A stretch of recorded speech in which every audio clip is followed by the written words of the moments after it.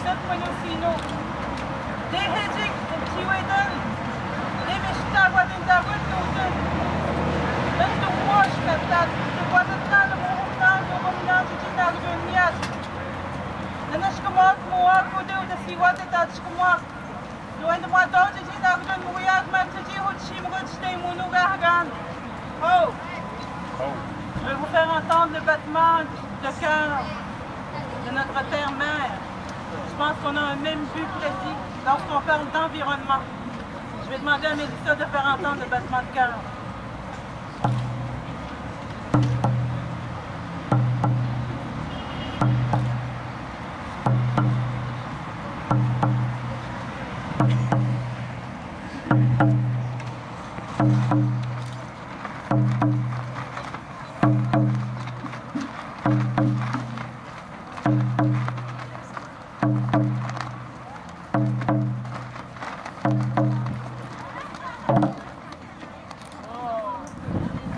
Dans le respect et en espérant que toutes nos manifestations, nos actions puissent atteindre ce gouvernement.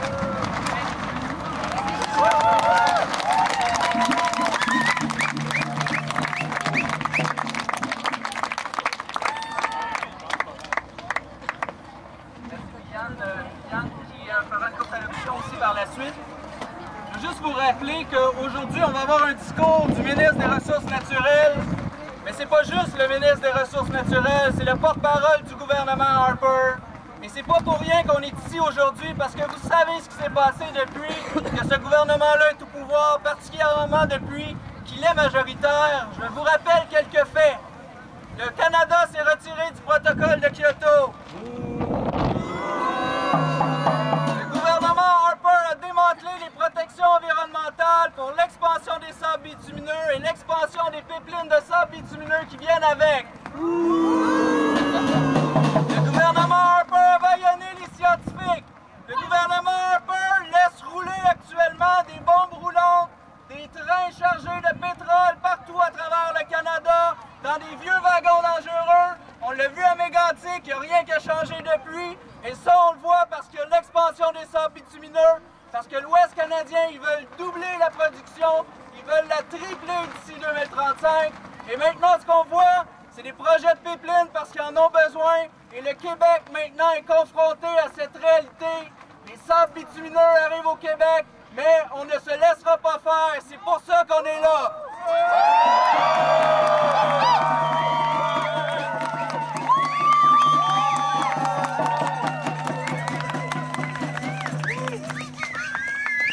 Aujourd'hui, le ministre des Ressources naturelles va venir nous vanter des jobs dans les sables bitumineux au Québec. La réalité, elle est la suivante. Le projet de pipeline de sable bitumineux TransCanada Énergie S va créer à peine 200 emplois directs à long terme au Québec, mais on va devoir vivre avec les risques pendant 50 ans. Les risques pour les communautés locales, pour leur approvisionnement en eau potable, pour leur environnement, et je parle même pas encore des risques climatiques.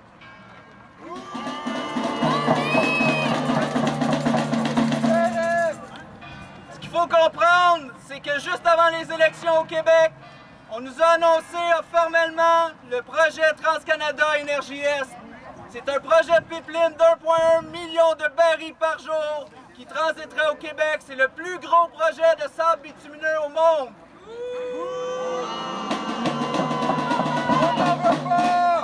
Non seulement ce projet-là va contribuer à l'expansion des sables bitumineux, mais il va contribuer d'une manière hallucinante. On parle d'une augmentation de 5 millions de véhicules sur la route.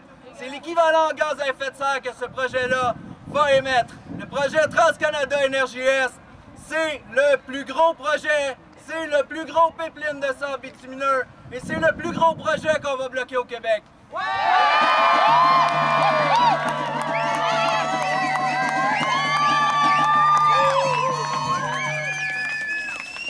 Aujourd'hui, vous allez entendre des étudiants, vous allez entendre des Premières Nations, vous allez entendre des groupes environnementaux, des groupes sociaux, des citoyens. Aujourd'hui, c'est le printemps, c'est le réveil des Québécois, c'est le lancement de l'alerte. Ce qu'on dit, c'est ce projet-là, il ne passera pas. La mobilisation commence. elle va s'accentuer.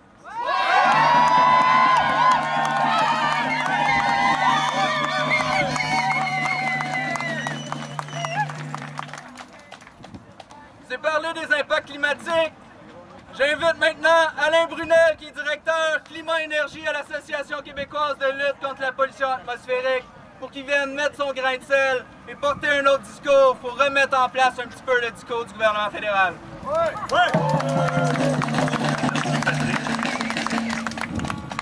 Le groupe d'experts intergouvernemental sur l'évolution du climat a remis des rapports récemment qui disent qu'il faut qu'on aille vers une réduction radicale des gaz à effet de serre sur toute la planète. Il va y avoir un autre rapport qui va sortir dimanche, qui va redire encore la même chose, qui va dire aussi comment on peut y arriver en diminuant les gaz à effet de serre. C'est sûr qu'un pipeline qui transporte 1 100 000 barils par jour, l'équivalent de 7 millions de véhicules de plus sur les routes chaque année, pendant la durée de vie du projet, sur 40, 50, 60 ans, ça fait quelque chose comme 400 millions de véhicules supplémentaires. Ça veut dire aussi que la production des sables bitumineux va augmenter de 35 à 40 juste à cause de ce projet-là, sans parler de tous les autres projets. Donc ici au Québec, on a la chance de réduire les gaz à effet de serre, d'empêcher l'augmentation de la production des sables bitumineux en empêchant ce projet TransCanada de se réaliser. Et on invite toute la population à se mobiliser pour un autre avenir que celui que le gouvernement Harper veut nous faire avaler de force avec tous ces projets pétroliers et ces projets de pipeline et ces lois liberticides, ces lois qui empêchent les groupes environnementaux de faire le travail.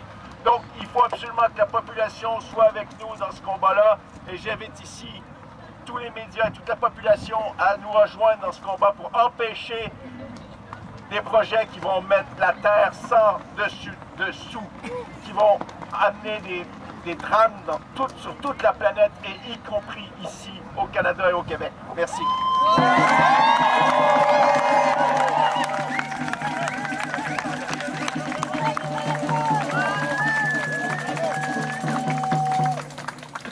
Merci Alain.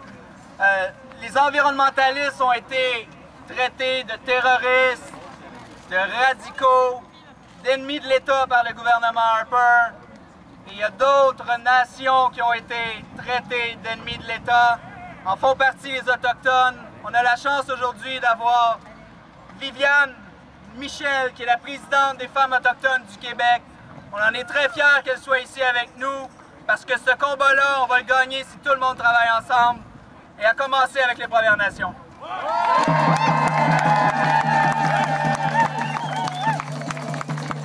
Oui, merci pour cette belle reconnaissance. On attend cette reconnaissance depuis des millénaires avec le gouvernement. Le projet Énergie Est pourrait affecter plus de 180 communautés des Premières Nations, depuis l'Alberta jusqu'au Nouveau-Brunswick. Nombre de ces communautés s'opposent à ce projet et au projet d'Enbridge. Elles sont inquiètes des risques de déversement sur leur territoire et des impacts sur leurs pratiques traditionnelles. Or, le gouvernement fédéral et provincial ont l'obligation constitutionnelle de les consulter, ce qui est loin d'avoir été fait. Femmes autochtones du Québec est fière de se joindre justement à cette manifestation et va continuer la lutte. On dépend encore de la terre, on se nourrit encore de la terre, nous les peuples des Premières Nations. Et Femmes autochtones du Québec a pris une position justement contre les pipelines et les sables bitumineux.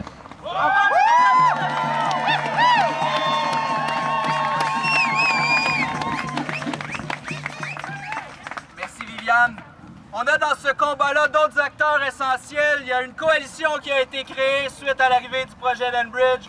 Cette coalition-là s'appelle la Coalition Vigilance Oléoduc. Elle a travaillé très fort. C'est une coalition citoyenne. Elle a fait des petits également. Il y a des Stop Oléoduc, d'autres groupements de citoyens qui ont été créés un petit peu partout à travers le Québec. Et aujourd'hui, on a Vincent Marchione qui va nous parler de la coalition, de la position de la coalition. Vincent qui est également habitant de l'Est de Montréal, extrêmement préoccupé par la réalité des raffineries, du moins la raffinerie à Montréal, du du fait que cette raffinerie-là risque de raffiner davantage de pétrole lourd et sables bitumineux, avec évidemment les conséquences pour la santé des habitants de l'Est. Vincent?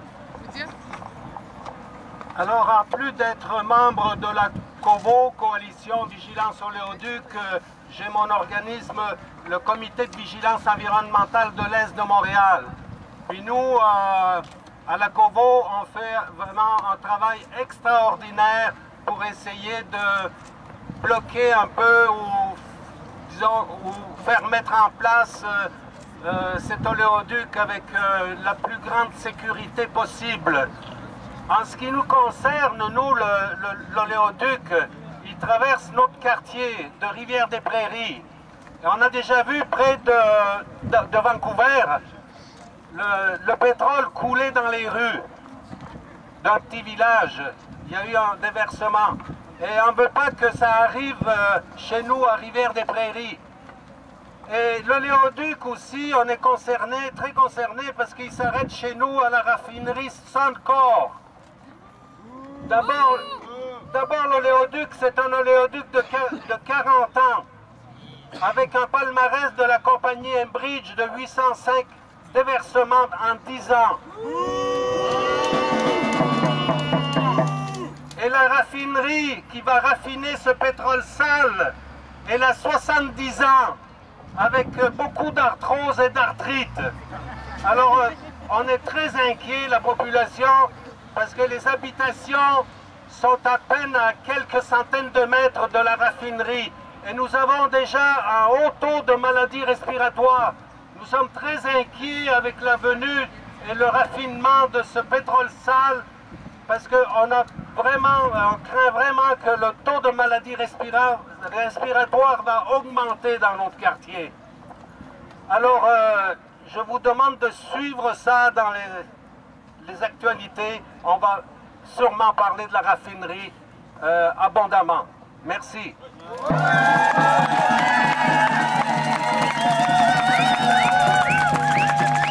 Merci Vincent. On a la chance d'avoir avec nous une personne que vous connaissez probablement qui porte plusieurs chapeaux et pas les moindres, autant celui de la Fondation David Suzuki que celui de Switch, l'économie pour l'Alliance verte, et également de Transit, l'Alliance pour le financement du transport en commun. J'invite M. Karen Méran. Merci. Écoutez, on aimerait nous faire croire qu'il n'y a pas d'alternative, que c'est pas possible de se passer du pétrole. Alors on nous dit, ça prend les pipelines absolument. Il n'y a pas de choix possible. Mais des choix, il en existe. Déjà au Québec, dans la dernière décennie, on a diminué notre consommation de pétrole. Elle n'augmente pas, elle diminue. Et si on prenait ne serait-ce qu'une fraction des milliards de dollars qui vont être investis dans ces projets de pipeline et dans les sables bitumineux, on pourrait faire une transition vers l'efficacité énergétique, les énergies propres, mais aussi dans nos transports, financer nos transports collectifs comme il faut. Mais on veut nous dire, non, c'est impossible, on ne peut pas faire ces choix-là. On veut nous dire, en fait, que ce ne sont pas les citoyens qui doivent décider de l'avenir énergétique du Canada et du Québec. Alors, ce qu'on vient de dire aujourd'hui, l'année dernière, il y a un an, jour pour jour presque aujourd'hui, on était 50 000 dans le parc de l'autre côté à dire non aux pipelines, oui aux énergies vertes.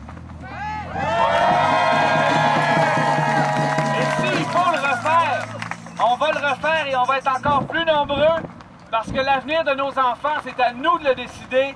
C'est pas à l'industrie et c'est pas seulement à un gouvernement, c'est pour plusieurs générations et on va gagner. Merci!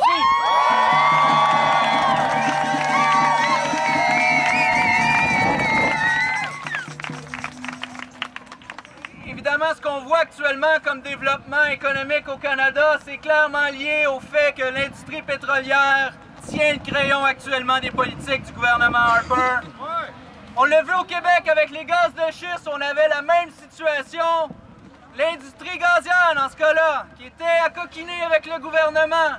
Mais l'industrie gazière a frappé un mur au Québec parce qu'il y a eu la mobilisation. C'est certain qu'on va faire la même même chose avec l'industrie pétrolière. Et pour nous parler du combat contre l'industrie gazière, qui n'est pas terminé en passant, on a Jacques Tétrault, qui est porte-parole du regroupement des comités de citoyens sur les gaz de schiste de la vallée de Saint-Laurent.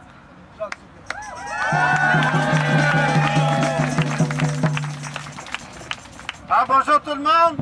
C'est au nom des 120 comités de citoyens partout au Québec, dans la vallée du Saint-Laurent, dans l'est de la province, en Gaspésie, que je vous dis que l'expérience qu'on a acquise dans les gaz de schiste dans la vallée du Saint-Laurent va maintenant être au service pour contrer le pipeline qui s'en vient. On a réussi dans la vallée du Saint-Laurent à créer une solidarité entre les municipalités. Une solidarité entre les maires des municipalités qui ont adopté des règlements pour protéger leur eau. Maintenant, il nous reste à développer la solidarité contre les pipelines et nous le faisons. Alors, au nom de tous ces gens-là que je représente, je vous dis, c'est ensemble qu'on va réussir à gagner ce combat-là. Ensemble. Merci.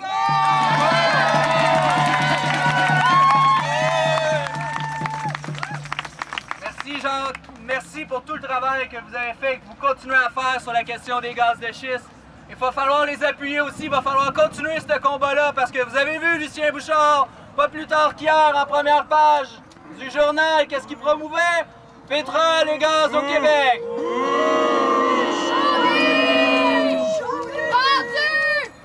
Ça fait encore. Je vous propose de prendre une petite pause musicale. On a encore quelques intervenants qui vont venir nous parler, puis c'est important de les entendre. Mais c'est le printemps, il fait chaud, il fait pas encore assez chaud. On va se réchauffer un peu avec la chorale du peuple qui va venir nous chanter une chanson. Allez, les Ducs!